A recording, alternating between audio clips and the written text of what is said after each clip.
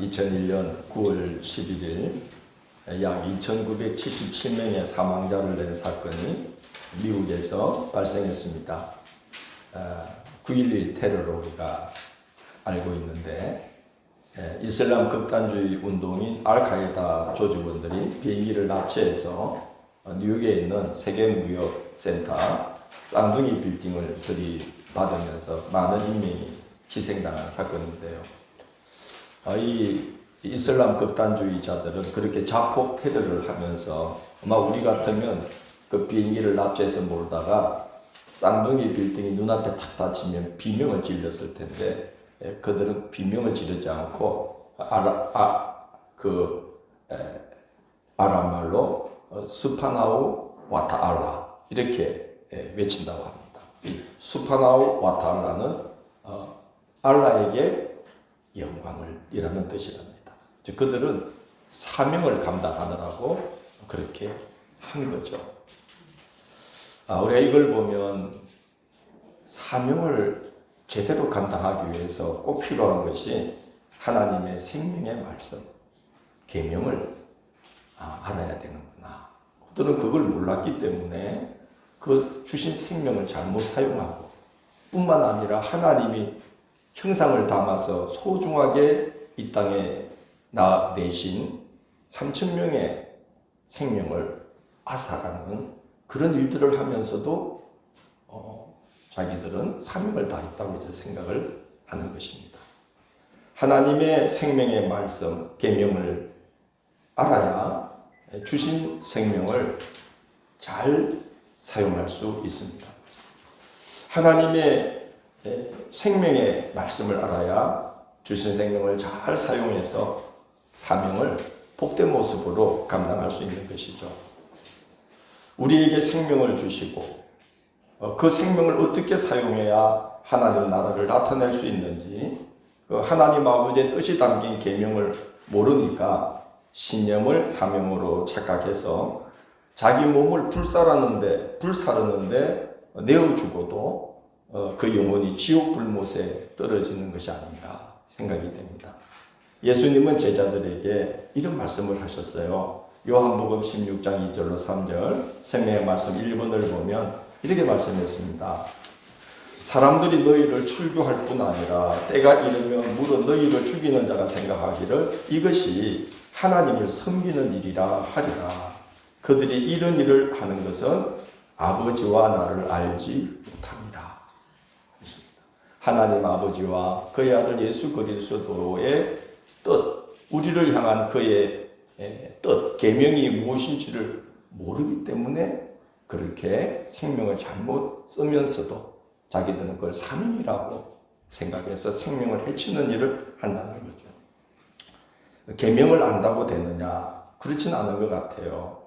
지식으로 아는 것이 아니라 이 하나님의 말씀이 정말 우리 생명처럼 마음에 꼭 담겨서 그 계명에 우리를 꼭 붙들어주는 우리 중심의 하나님의 말씀이 정말 주인으로 자리 잡는 일들이 일어나지 않으면 모르는 것과 마찬가지라는 생각이 듭니다. 여러분 세상 법정에서 제일 다루기 싫어하는 사건 기피 대상 1호가 혹시 뭔지 아시나요? 교회 분쟁이랍니다.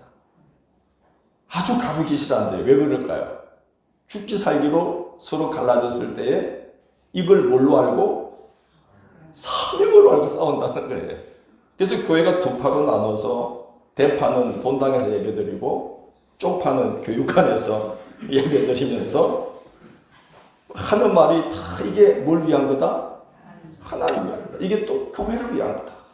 하루 사명감을 갖고 막 싸우니까 세상 법정이 교회 분쟁은 가급적 안 맡으려고 하고 그냥 교단법에 따라 해결하십시오. 그렇게 자꾸 권고를 한다는 거예요. 옛날부터 그랬는 것 같습니다. 예수님을 십자가에 못 박아 죽이는 걸 사명으로 알고 덤벼드니까 우리 빌라도도 감당이 안 되니까 너희들이 알아서 하라. 그리고 자기는 손을 씻습니다.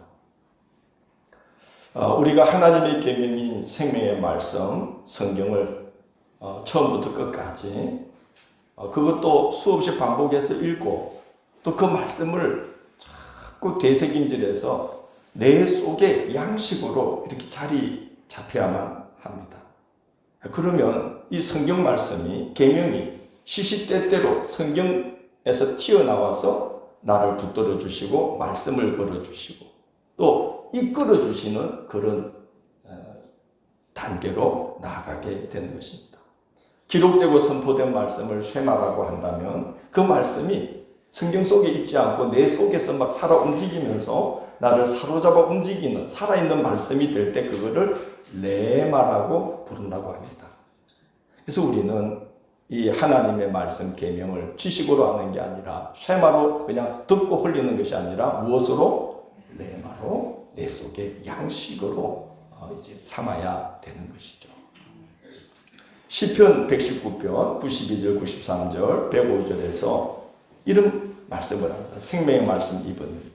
주의 법이 나의 즐거움이 되지 아니하였다면 내가 내 고난 중에 멸망하였으리이다.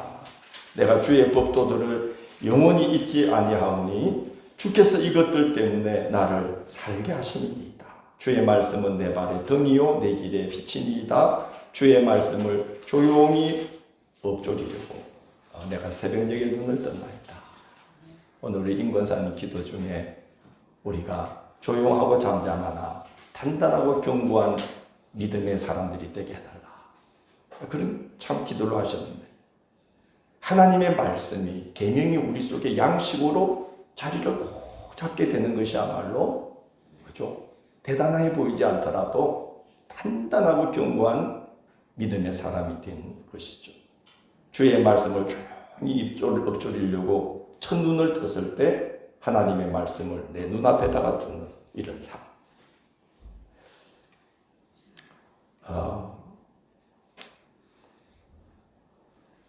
이런 삶이 우리를 생명의 길로 인도한다는 생각이 듭니다. 오늘 말씀에 보면 그 아까 읽은 말씀에 보면 주의 말씀이 나의 즐거움이 되지 아니었다면 내가 살 수가 없었을 겁니다.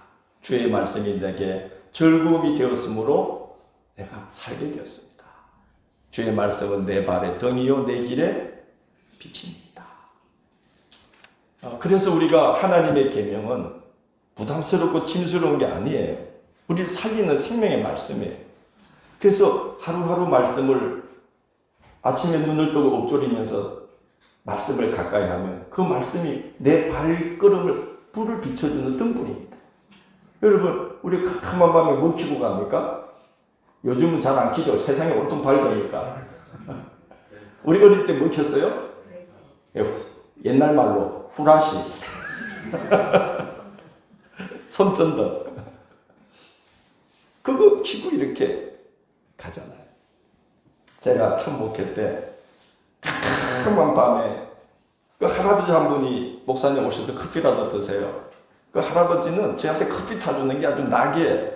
저 동네에서 막 한참 떨어진 산 골짜기에 있는데 가면은 온통 방에 그냥 고양이 투성이에요. 할아버지는 이제 고양이 오줌을 받아가지고 팔아요, 할머니들한테. 그러면서 그 오줌을 귀에다 넣으면 귀에 염증이 뭐 낫는다나 그래가지고 그럼 고양이 냄새가 막 탁탁한데 거기 또 막 고양이 막 물도 먹는 그 종지에다가 저한테 커피를 타줘요. 목사님 이거라도 드셔야죠. 뜨신 물도 아니야. 옆에 있는 찬물을 탁 끼고 찍어가지고. 그래도 목사는 그걸 또 먹어야 됩니다. 사랑의 커피니까. 제가 하려는 말은 그게 아니라 후라시를 들고 갔어요. 그때 저 국방색으로 돼가지고 그 오버라진 게 있습니다.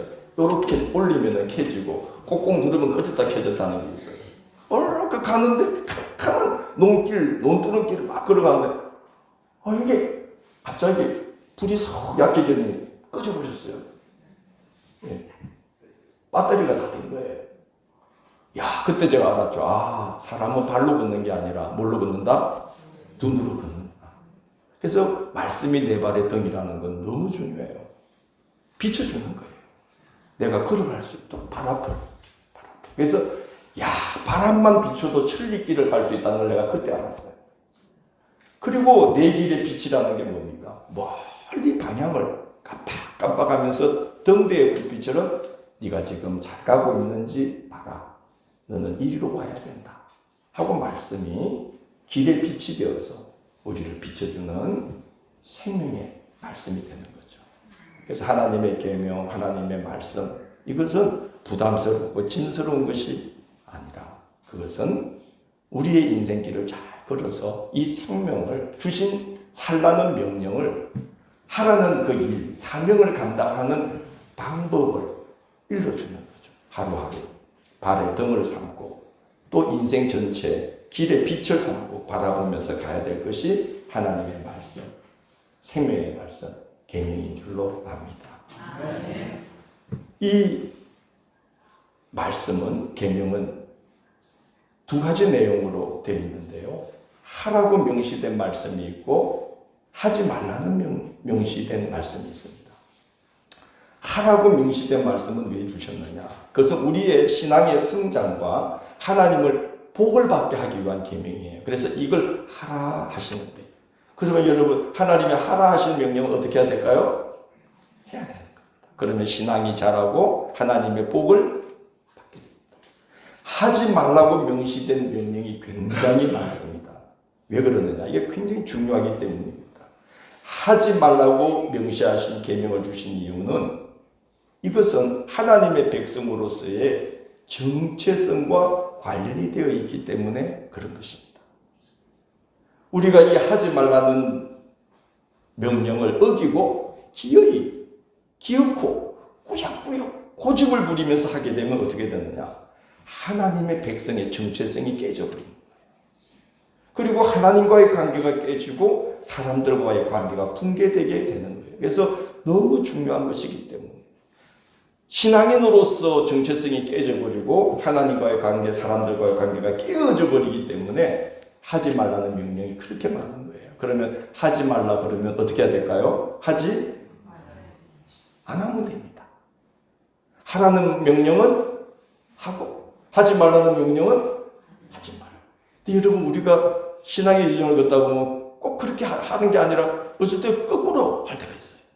하라는 명령을 안 하고 하지 말라는 것을 열심히 그것도 아주 꾸역꾸역 기어코 고집스럽게 해요. 그래서 우리가 그리스도인이라는 이 정체성이 깨져버리는 거예요.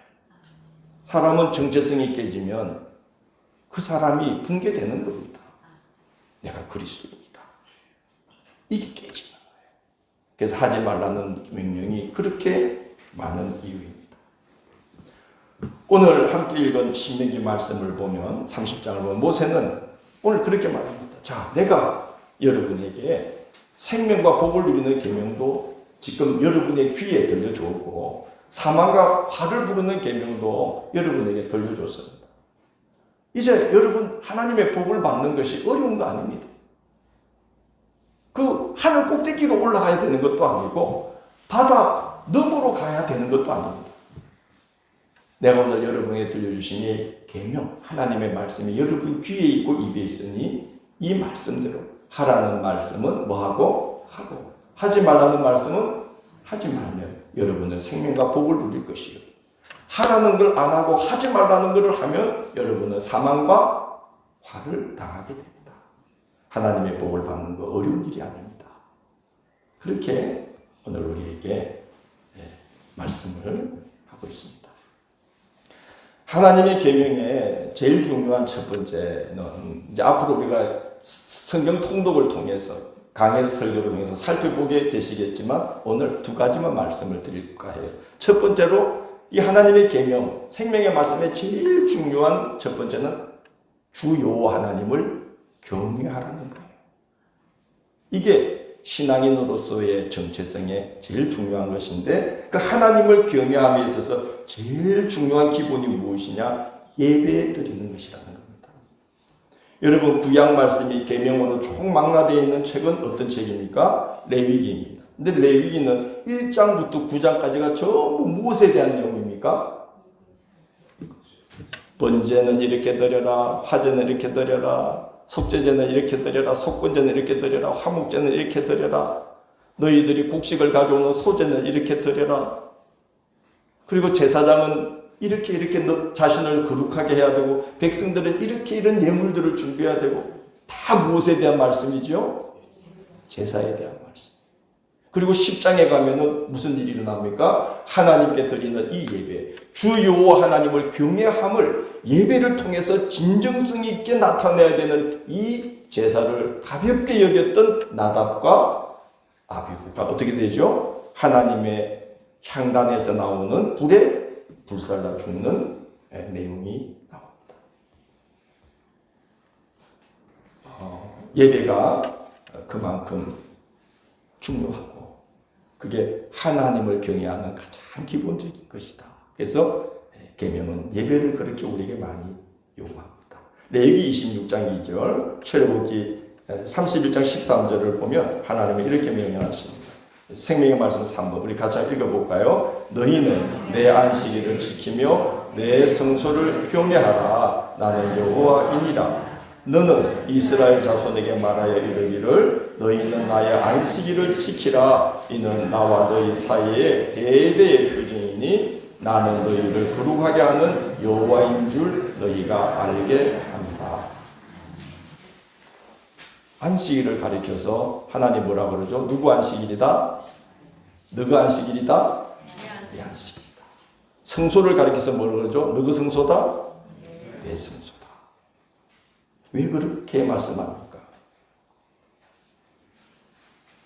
이 안식일을 기억해서 이 내 성소를 드나들면서 거룩하게 예배드릴 때에 내가 너희를 거룩하게 할 것이라는 거죠. 그래서 너희가 제사장 나라가 되며 거룩한 백성이 될 것이라는 그 약속을 하나님이 이행해 주신다는 겁니다. 하나님의 성의를, 하나님의 성소를 드나들며 지킬 때에 하나님은 이 시간들을 통해서 우리를 거룩한 하나님의 백성으로 만들어 주십니다. 그래서 사명을 복되게 감당하게 이끌어 주시는 거죠. 그래서 그렇게 제사에 대한 말씀을 많이 하고 있습니다.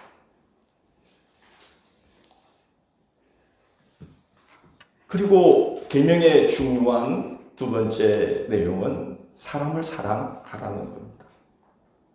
그래서 사람을 사랑하되 이 세상을 공의와 자비가 가득한 세상으로 만들어야 된다. 레위기 24장 19절로 20절 생명의 말씀 4번을 보면 이런 말씀이 있습니다. 사람이 만일 그의 이웃에게 상해를 입혔으면 그가 행한 대로 그에게 행할 것이니 상처에는 상처로 눈에는 눈으로 이에는 이로 갚을지라. 남에게 상해를 입힌 그대로 그에게 할 것이며. 여러분 이 말씀 눈에는 눈으로 이에는 이로 자주 듣죠. 드라마나 영화를 보면 뭐 할 때 주로 이 말씀입니까? 뭐 할 때? 복수할 때. 이게 계명을 모르니까 그래요.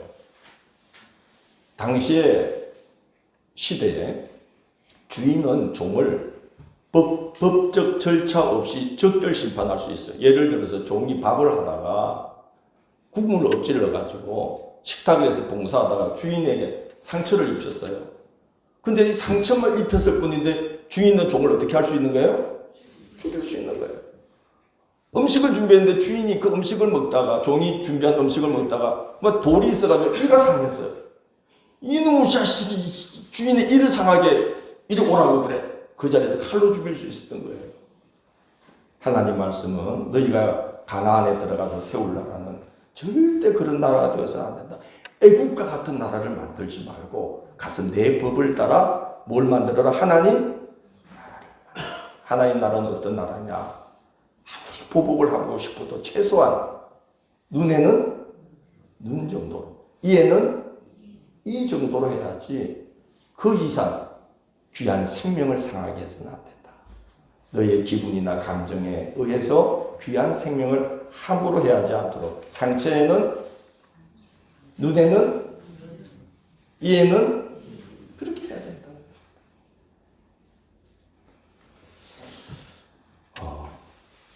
안식일 말씀은 정의의 말씀이 아니라 아까 그것은 정의의 세상을 만들라는 건데 자비로운 세상을 만들라는 대표적 계명이 안식일 계명입니다.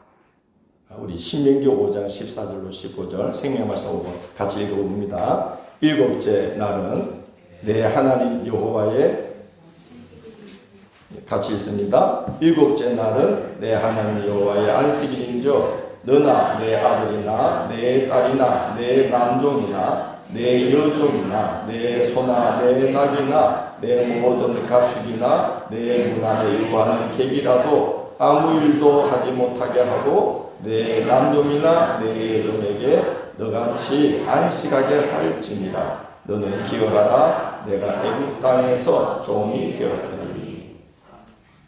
여러분 주일이 되어서 주일날 교회 오시는 게 기쁘고 즐겁지 않습니까? 또 주일이 됐다. 이거 또 교회 가야 되나? 그런 분 안 계시죠? 그럴 때가 있기도 하죠. 은혜가 식으면 그렇게 되는데요. 이 안식일법이 계명이 당시 이스라엘 백성들에게는 부담스럽고 짐스러운 게 아니라 놀라운 말씀이요 복음이었어요. 왜냐? 그들은 애굽에서 430년 동안 종으로 있고 노예로 있으면서 쉴 수 있었을까요? 없었을까요? 쉴 수 있는 방법은 하나예요. 주인이 쉬어라면 쉬고, 두 번째 쉴 수 있는 날이 언제인 줄 아십니까? 노예는 죽으면 쉽니다. 그런 세상이었어요. 하나님은 너희가 애굽에서 종살이 노예살이 얼마나 힘든지 알지 않았냐. 그러니까 이제 너희가 가나안 땅에 들어가면 적어도 일주일에 딱 하루는 와라. 주인이 되었을 때 네가 쉬어야 종도 쉬고 나그네도 쉬고 심지어 뭐도 소도 나귀도 가축도 쉰다. 그게 쉼을 갖는 나라를 만들어라. 그게 하나님 나라다. 그런 계명을 주셨어요. 우리 요즘 이제 주일날 쉬지만 요즘은 토요일도 쉬죠. 이제는 뭐도 쉬려고 그래요? 금요일도 쉬어요. 쉬려고 그래요. 여러분 이 모든 세계적인 이 흐름의 그 출발이 성경이에요. 안식하게 하라. 그런 세상을 만들어라.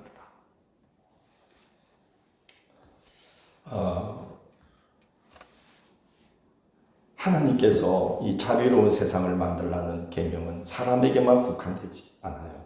신명기 22장 6절로 7절 보면 이런 말씀을 해요. 생명의 말씀 7번.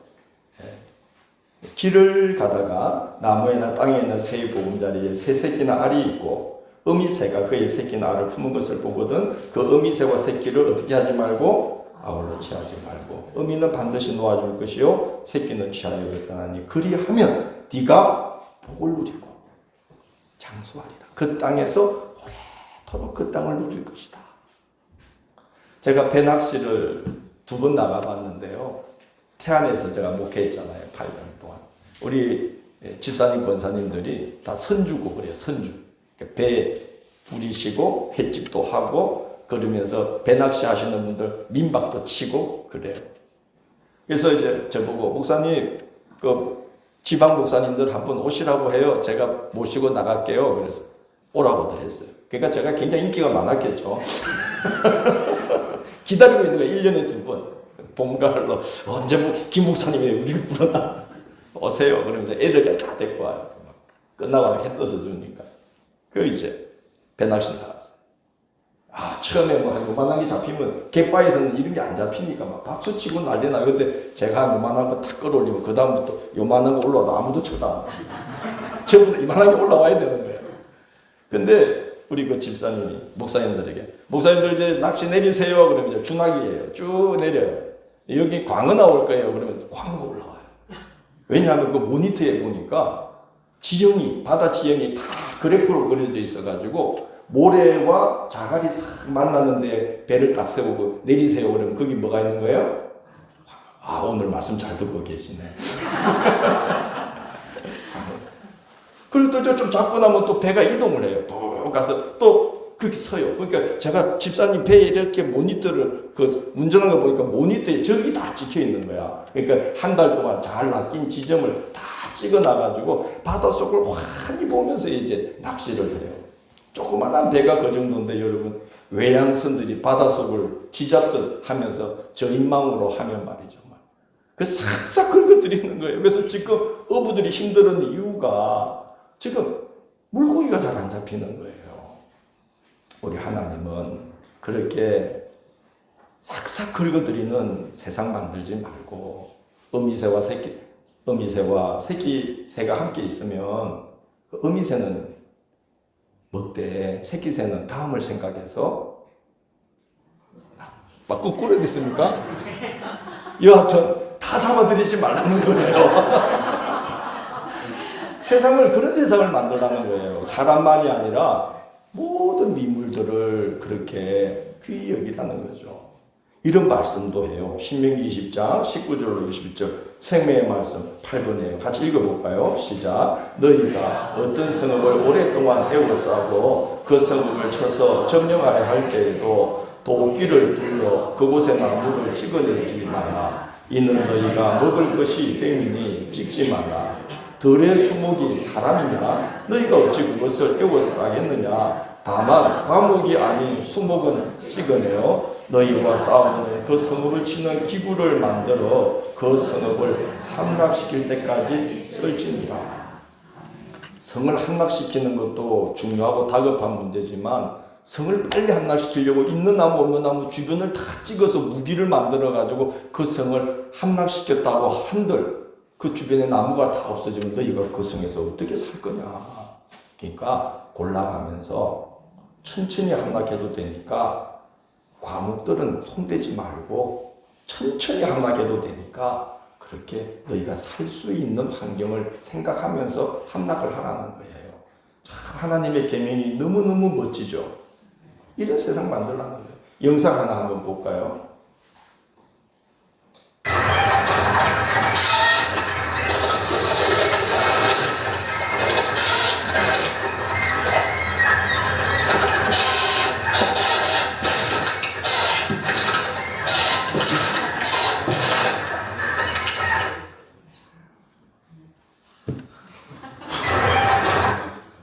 뭔 것 같아요? 벌목하는 기계인데 이게 제가 그래도 조금 덜 충격적인 걸 고른 거예요. 이거는 이제 벌목 기계 중에 상중하로 치면 하예요. 작고 엄청난 벌목 기계들은 그 아마존의 거대한 나무들을 뭐 이상한 장비로 탁 감싼 다음에 이쑤시개를 만들듯이 그렇게 싹 벗겨냅니다. 몇 초 만에. 물론 이제 장비를 기계화함으로써 벌목할 때 인명피해를 줄이는 좋은 역할도 있습니다만은 잘 활용하면 되겠지만 지금 아마존 같은 이 정글들이 엄청나게 빠른 속도로 벌목되고 황파되는 이유는 이것 때문이에요. 사람이 인부들이 하루 종일 해서 하나 할까 말까 아마존의 그 거대한 나무를 이 거대한 벌목기, 이거는 거대한 벌목기가 아니에요. 이건 우리나라에서 쓰는 건데 거대한 벌목 산업체가 쓰는 벌목 기계를 보면 공포심이 느껴져요. 그런 기계로 몇 분 만에 사람들이 하루 종일 해야 될 그 나무 한 그루를 순식간에 다 잘라내고 있는 거죠. 세상이 이런 세상이 되어서는 안 된다. 너희는 그 땅에 가나안에 들어가서 성을 점령할 때에도 너희가 거기서 뭘 해야 되니까? 살아야 되니까. 살고 봐야지. 성을 점령하는 것도 중요하지만 점령한 다음에 너희가 그 땅에서 살 수 있는 환경을 생각해야 된다. 그래야 너희가 거기서 복을 받고 장수하리라. 오래도록 그 땅을 누릴 수 있다. 그런 말씀을 합니다.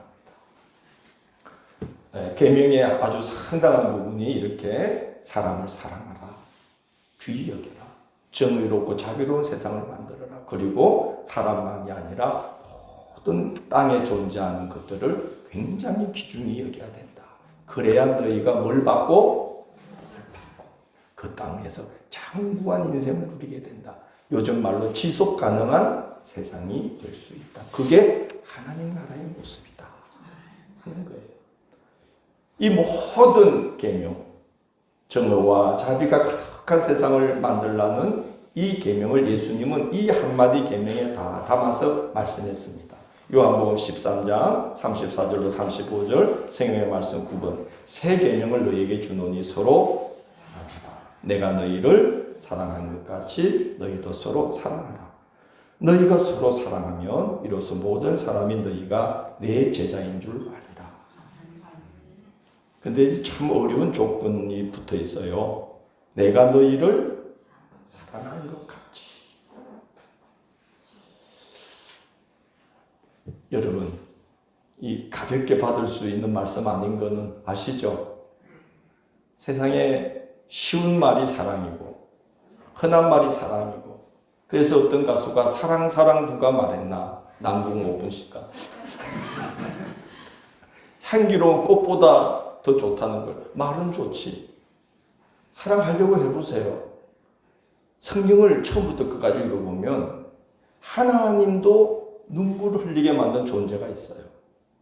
모든 피조물이 다 하나님의 말씀에 순종해요. 하늘을 날아가던 메추라기도 얘들아 저 이스라엘 백성들이 고기 먹고 싶다 하니까 저기 좀 진영에 이스라엘 진영에 떨어져 주되 1m 높이로 떨어져 줘라. 그러니까 싹 날아가다가 1m만큼만 딱 떨어져 줘요. 누가?